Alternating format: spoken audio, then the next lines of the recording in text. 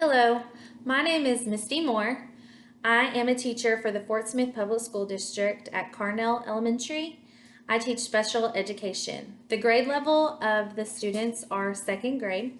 The IEP writing level of the students are first grade and kindergarten. The lesson title is Life Cycle of a Frog. The topic is sequencing using the logic lineup Kagan strategy, and the subject is writing.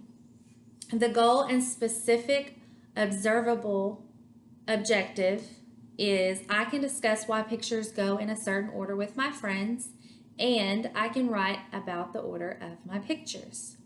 Students will use the Kagan strategy called Logic Lineup.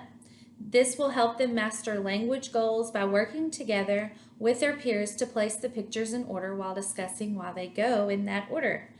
After the students have determined that the pictures are in the correct order, and I will determine that too, the students will work with their peers and their teacher to write about their pictures using transition words.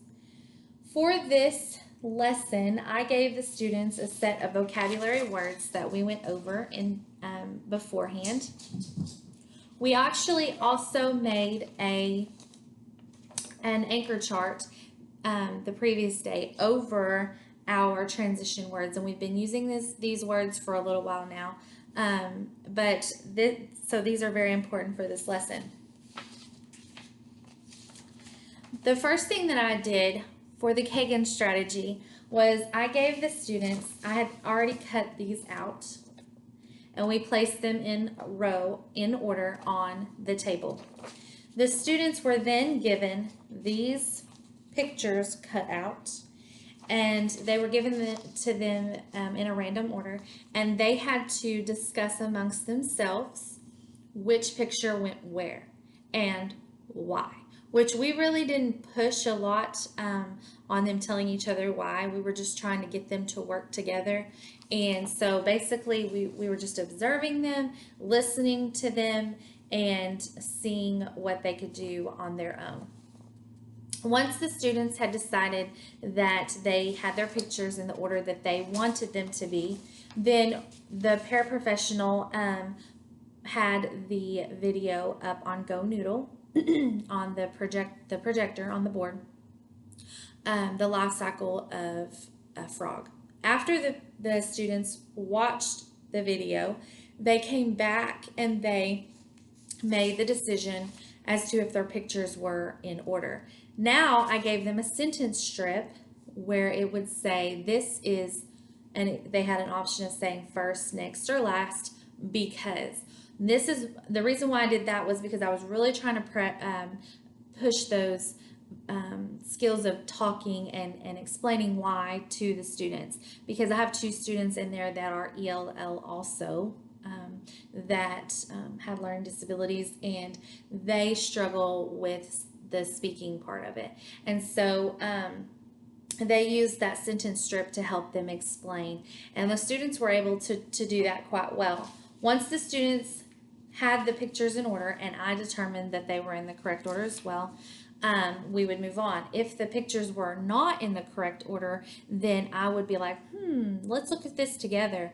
Can someone tell me what comes after? And then I would just point it out to the students, and we would talk about why it wasn't in the correct order. And this, I like the students to really be able to talk, and it's a very safe place for them to do that. Then I give the students this sheet. And I give them a strip. This is usually cut out. I give them one strip, and they get to cut their pictures out, and they glue them in order onto the life cycle of a frog. They will use the pictures from before. I leave those on the table, and then they will use those to know which ones to glue in order here. And after they're done with that, we work together to make our first sentence. The students will usually already start yelling out what they want me to write, but I would write first and then then I have to put a comma, and then I would sound out the words, and then I might leave off a period at the end of the sentence, and the students would be like, Miss Moore, because there is a rubric at the bottom of their writing paper where they would know what's expected of them. We would go over all of that too before they were made to write. Now, I do have one student, like I said, that is more of a kindergarten level, and with that student, I actually write the words out. He will give me he will tell me the sentence. I will write out the sentence on my own piece of paper so I don't forget any of it. And then for each word, I will say, oh, and then I would say, give me the first sound you hear for first.